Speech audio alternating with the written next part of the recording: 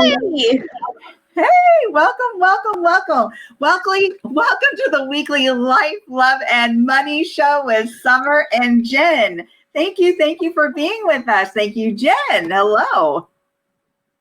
thank you. I know it's so fun to always like knowing that Thursday's coming and we're gonna just be able to have like a great show, awesome information, and always so fun to do this with you. Oh, it's so much fun to hang out with you and talk about life, love, and money. We are so excited to be here with you. Thank you for joining us on this show. We are two professional coaches, Jen and I, answering your life, love, and money matter questions. So let me take a moment to tell you a little bit about Jen. Jen is a former financial advisor and now a certified money coach, speaker, and has 6 published books. She has worked for organizations such as the Walt Disney Company, Warner Brothers, Target, Goodwill, and the U.S. Air Force. She loves working with women and helps them master their money and mindset to empower them to build the ultimate life without worrying about money. So thank you, Jen. You come with such a wealth of knowledge. You're so funny. I love that.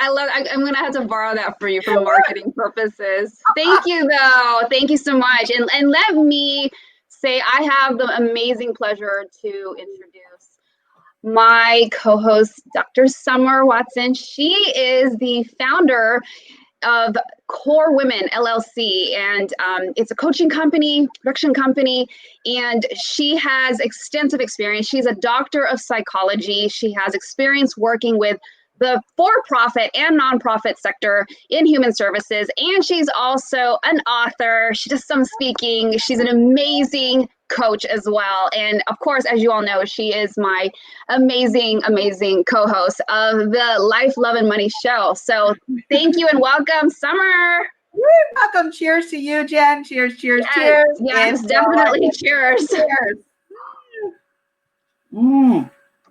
All right, everybody. Thank you so much for joining us today. Let's get right into these questions, Jen, because we have so many good questions that were submitted to us, and we want to talk about these questions and give you some tips, some life hacks on life, love, and money. So the first question is, I want children down the road, but my partner doesn't. Should we still proceed and get married? Or I don't want to really give him ultimatums, but I just don't know if I can make a decision that big or permanent and not even be able to talk about it anymore without getting into a disagreement. Oh my gosh. Such a loaded question. That's load. Yeah. That is a lot. And it's such a good question. But first, I want to tell you, you know what? You're doing great because you recognize that you're having some difficulty and challenges with this issue with your current partner. And it's great that you've recognized this. So that's first step, recognition, right? And then, oh my gosh, so important, right? To recognize that. And then secondly, you don't really have to give ultimatums. You mentioned twice in here that, do I have to give that person an ultimatum? And I don't really want to give that person an ultimatum. You don't really have to do that because as long as you're aware of your own values and your own decisions, kind of listen to that inner voice and that dialogue and saying, not so much. I'm not really, I'm getting some odd feelings about this, and my beliefs and my own values don't really align with not having children. I really want children, and this means so much to me. So what I'd like you to do is go back to your partner and talk to him and talk about whether or not that person is willing, your partner is willing to engage in a conversation. And then also put some parameters on that conversation, meaning set it up where there isn't an opportunity to yell. Maybe take it outside of the home, or maybe take it outside of something that you normally do, or where you talk, where it can escalate. Take it to maybe a public outside place where you can actually have this conversation, have a nice cup of tea or a cup of coffee, and just talk about this. Then also what you'd like to do is, if your partner says, no, I'm not ready to talk about this conversation, well, then give them some space. And remember to come into this with an open mind. And as Jen said, what? An open heart. Right? Oh, yes. I was like open lots of things. Heart, mind, spirit. Yeah, definitely open heart. An open heart. And you want to ask your partner, what they are willing to do and be responsible for if you were to have children. Things change when you do have children. So it's great to pre-plan, to really prepare for that time if you can. You want to talk a little bit about your situation, and maybe there are times where you didn't necessarily plan, Jen? Oh Lord, yes. So we were laughing about this earlier. If you catch us on IG, the IG side, and you have an opportunity, whoever submitted this question, or if you're in that situation, look, I did not have that opportunity, okay? So this is like the time to do it. So my pregnancy was completely unplanned. There was no opportunity to say, hey, should we have kids? Hey, what do we do? It was like, okay, now what? And so, it wasn't like a situation where I can like, hey, can I return this? I don't want this. And so obviously you all know I have CJ. He's 9 years old now. This happened almost a decade ago. Well, the pregnancy was a decade ago. Because, it takes 9 months. Right. But I mean, I always say this a lot, and I repeat this many times about being proactive. And it's really, really important to have conversations, even like we talked about in the first couple episodes of our show, where when it comes to getting married, are you having conversations about money? This is no different. Having a kid is a really big deal. They're not cheap. One of the statistics I had in the book, Do Before I Do, was about children and how from the age of 0 all the way to 18, you're going to be spending a few $100,000s. And so, that's really important to know from statistics, from a financial planning perspective.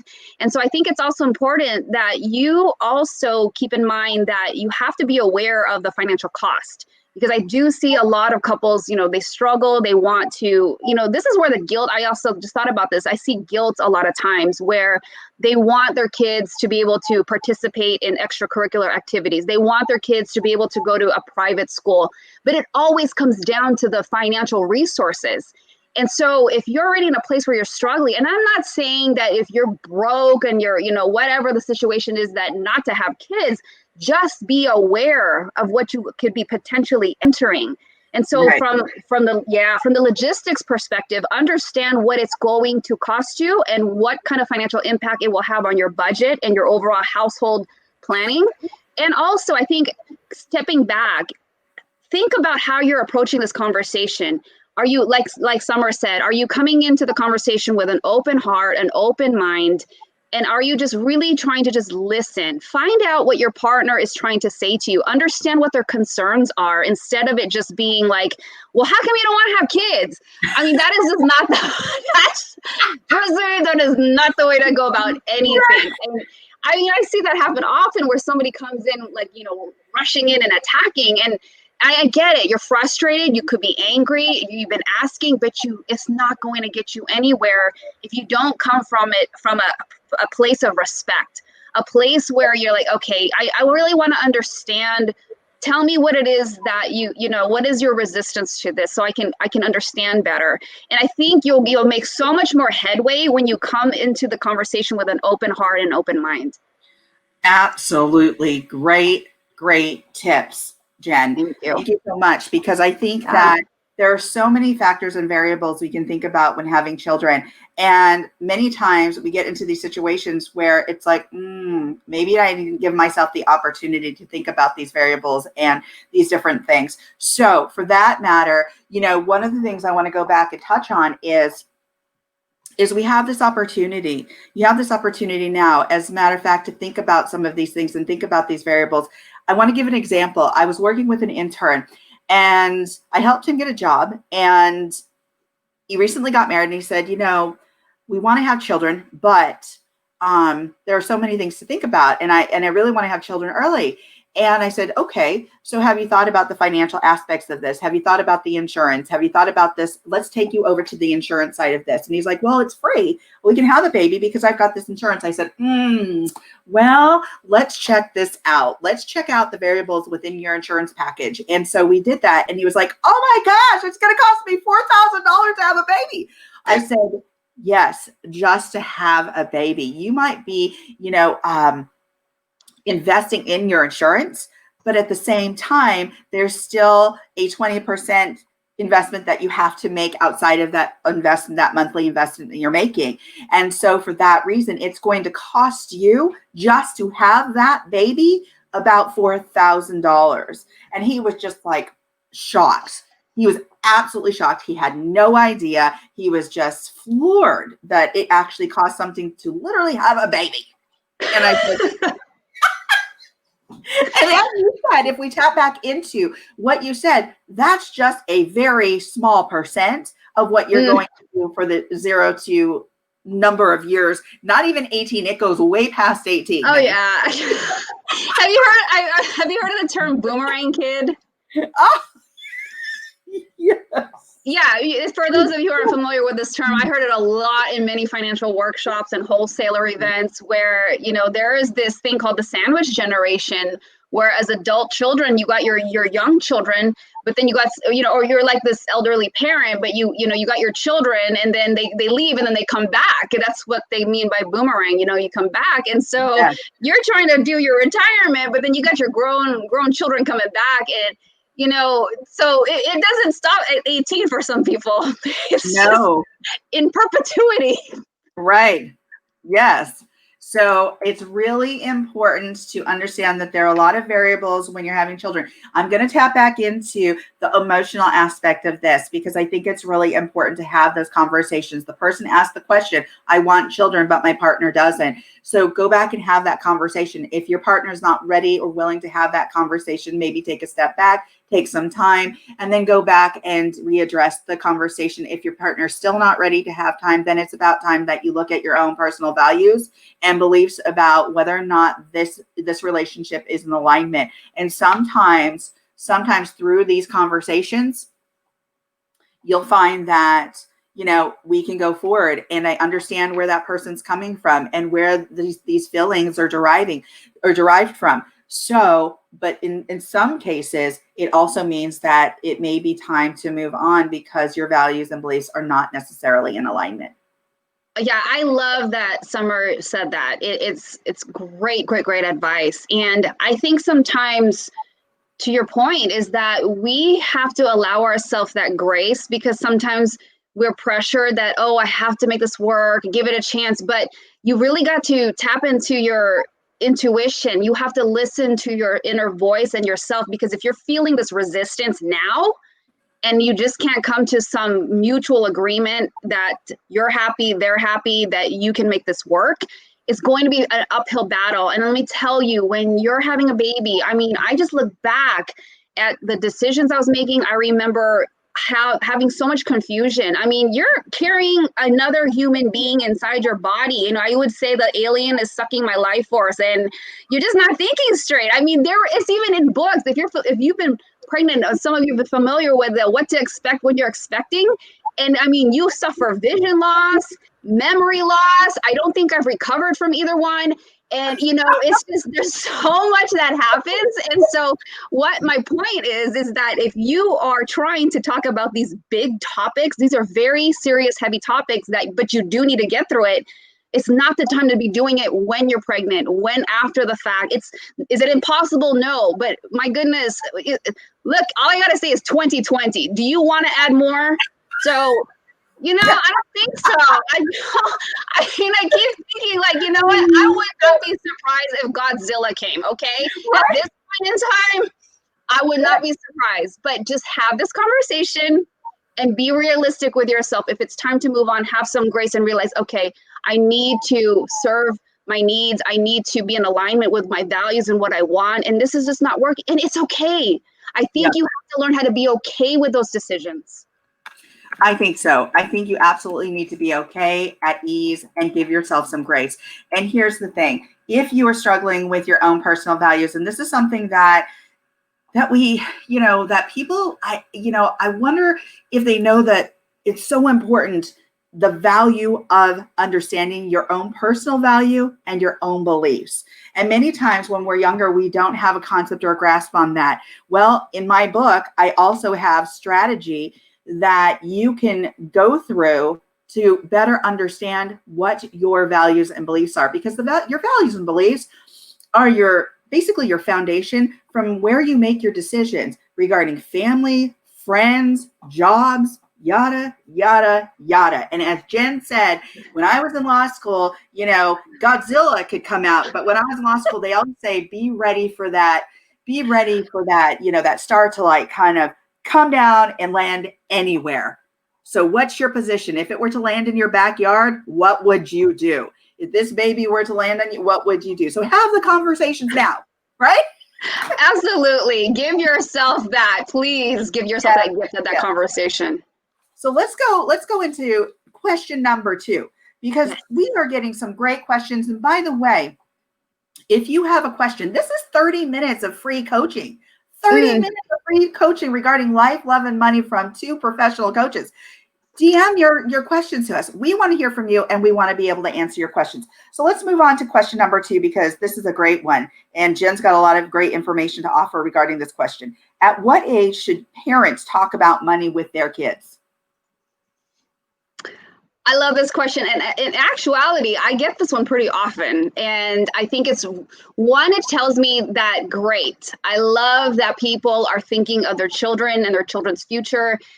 And because, this is one of the biggest reasons why I even went into this space, because I was like, we didn't learn this in school. Every time I ask this question, maybe one person raises their hand that they learned it in school. And so it's awesome to see that people are fully vested in their children's financial literacy level. And how do we do better? What do we do? How do we go about doing this? And so I want to say that the earlier, the better. Now, with that said, I think it's important that you understand the types of lessons that you want to teach, but it has to be age appropriate. For example, I'm not going to teach a 3-year-old, rate of return and, the index and, how insurance works. I'm probably not going to talk about those things. No, because who did you say? Unless your kid is who? Unless your kid is who? Say that again. Unless your kid is who did you say it was? Unless Michael J. Fox in Family Ties. Oh my gosh. Alex P. Keaton. Yes. There we go. Yes. We're dating ourselves. So if you're millennial, never mind. You got to look him up. So if your kid is a brainiac, then of course, then maybe you can dive into some of the higher level topics. But let's just say if you're normal, I shouldn't say I'm normal, but if you're normal like me and for example, when CJ, my son, he's now 9 years old, when he was 3 and we would go to Target or any store, I started realizing how important it is that he understands the transaction and exchange of money, physical cash for goods in the cart. Because let me tell you what happens when we and I get it, it's tough. I barely carry cash because I'm so used to all these apps, everything through, digital transactions, whatnot. But we have to remember that when we have our children present with us, they see this as a magic wand. Oh, mommy and daddy just put things in the cart and then they just wave this thing, or sometimes you just tap it and then it's like this magic thing and we just push the cart away to the car. And so they never see this exchange. And so what that ends up doing is that they don't understand the value that this stuff in the cart, we have to pay for it. So what I would do is I would literally hand CJ the cash dollars. Oh. And I said, okay, give this to the person, the lady or the man, whoever was working. And I said, okay, what are we paying for? He's like, this stuff. And I'm like, okay, where did it come from? He goes, the bank. Okay, well, how did the money get in the bank? I mean, I literally went through these questions, and it's so strange as an adult. We take it for granted. We just know it, but we don't realize how it's actually hard to explain this. Yeah. Because I even had to explain to him how the money gets into the iPad to buy apps, and having to explain the way it's all interconnected. It was crazy because he gave me cash one time. He's like, can you put this in the iPad? Because he had $5. I'm like, it doesn't work like that.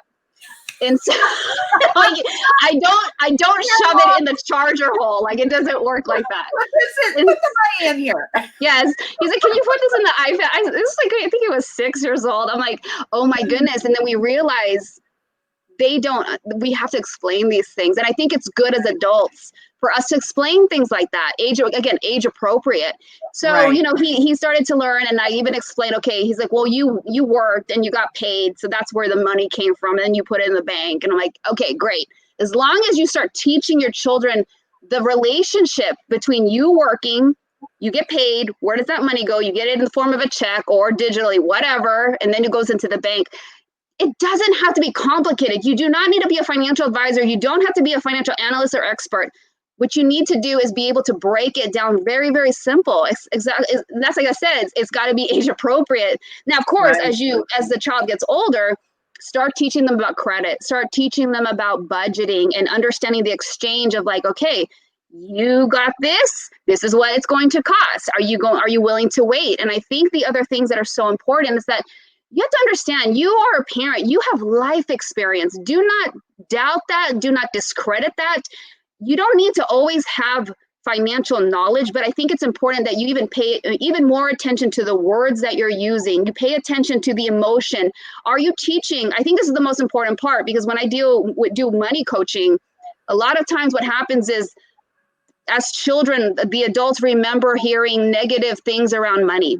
They heard the arguments around money. They heard the negative relationship between money, where, okay, we can't afford this, so well, we're kind of broke right now. It's like, think about those words, because that's going to be so much more important than teaching your child FICO, teaching your child about rate of return, teaching your child about what a mutual fund is. Are those things important? Yes, but I think it's more important that you demonstrate the emotion, that you have a healthy relationship with money, that you have an abundance mindset versus a scarcity mindset.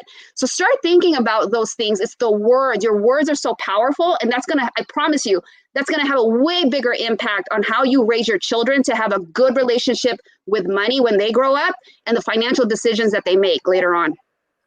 Oh, brilliant, brilliant tips. I also want to take a step back too, because when we talk about teaching children at a young age, it's really important to remember that that youngsters from 0 to 5, they really don't talk a lot about their emotions, about feelings. What they do, however, is act out those behaviors or what they're thinking or how they're feeling. So what we're modeling, they're really what we call them little sponges, like micro sponges, right? Well, what they're really doing is learning from us, because children learn from play. That's why there's play therapy. That's why, Yes. we have draw therapy. That's why we have all these creative ways of working with kids, because number one, they're learning by what we're modeling and through play. So many times, if we have things that we can play with them with regarding money, perhaps, or with, the concepts of, building blocks, and there are 2 blocks versus 5 blocks, those are the things that are going to help them at an early age start understanding numbers, start understanding the concept of value. And not just valuing themselves, but valuing what they have and valuing how they give it away and how they share it. So Yes.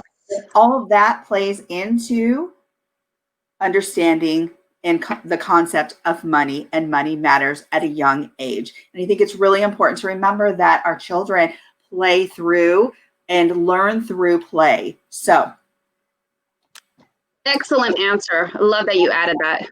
So I love what you've added here in relation to money, where we go with when should parents talk to their children about money, because I guess they're all different, like, age groups where we start talking about, where we start modeling. And then also, I love what you said about the whole language and the poverty mindset versus the abundance mindset.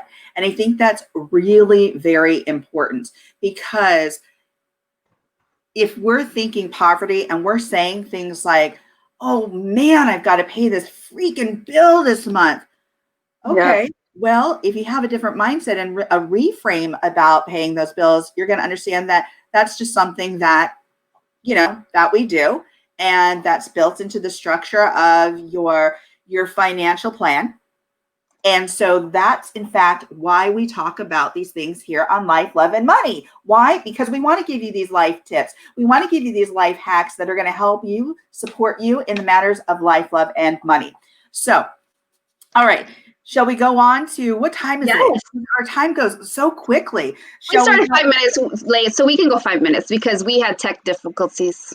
Okay. All right. We'll go 5 more minutes. So there was a question that another viewer asked early on, and that was about percentages percentages in relation to checking and savings account. And he was really disgruntled about, man, you know what? I only get 5% with my checking account, my 5% interest, and oh my gosh, or less than 1%. And, these banks are they really just upset me because, it should be a higher percentage. Well, it varies as to why they do what they do. There is a method to their madness. And Jen is going to go into that method and why they do what they do. And it's somewhat enlightening. So. Well, thank you. Yeah, it's an interesting question because how many times do we hear, oh, I hate such and such bank, the banks are after. I hear all this disgruntledness, right? And so I can empathize, but I almost have to play that fence because I know what it's like to be on the other side of things, and so I have to take a step back. I'm like, let me find out. That's the logical side of me. Like, let me find out why they do what they do. And I think this applies to everything in life. When we can step back and try to dissect it, we have a better understanding from the logic side to help ease the emotions. And trust me, I gotta do this like every freaking day. So because I'm an Aries and I can just go like, whoa. And then, well, you've got 2 Aries on board here, folks. Oh yes. Okay, so the short answer is we have to take a look at the banks. Like we talked about in last week, if you're with us. And by the way, I want to say like and share this so this can go out to other people, and invite a friend next week. Yes. And so when you think about it, we're talking about credit unions versus traditional banks. And one of the big differences is that a bank versus a credit union was that a bank is in it for business. They are a for-profit as opposed to a nonprofit, which a credit union is. So credit union and nonprofit business is for-profit. And so they're all about making profit. So what happens is what the banks do, I can't speak English now. What the banks do is they take your money as deposits, and then they end up like you open up a savings account. They take that money and they lend it back out in the form of credit cards, in the form of mortgages. But you got to look at the interest rates that they're charging, right? And so if, let's say, for example, if the home loan rate is at 4%, they're not going to give you a 4% interest rate for the savings account because there is no what we call spread. If you're at 1 and they're at 4, they have that much to make profit. But if they're at 4 and you're at 4, you want 5, this doesn't make any business sense. And so you got to look at it from that perspective. Now, back in the day, a long time ago, the interest rates were much higher. But do you remember what the loan rates were back then? They were much higher. And then even like CD rates were higher. So everything was different decades ago. And so things have adjusted. And so now what you see is we have savings accounts at like 0.2, 0.3, 0.5. And like 0.5 is like, wow. And now you also will see that if you decide to go to an online bank, like let's say, Capital One or Ally. Is it Ally or Ally? I think it's Ally. I think you're right. Yeah, okay. It's like tomato. I know, right? One of those. I know. Come on. ALLY. One of those. You'll see that. There was another one. I can't remember the name. It starts with an M. There's a lot out there now. There's a lot. You've got to do your research, and it's like 1%. There's even some that go above 1%. Wow. And I think some that are at 0.75, definitely way above than what your traditional banks are doing. And the short answer to that is because they don't have a brick and mortar. It's all online. So there's no overhead, the traditional overhead costs. So it's the same idea. So you're going to be able to see that there's higher interest rates, but they're all on the online side. But, so that's why they do that. And they can set the rate to whatever they want. But you have to also understand, like, what if they are setting the rate high, then it doesn't make any business sense. It's going to eat into the profit.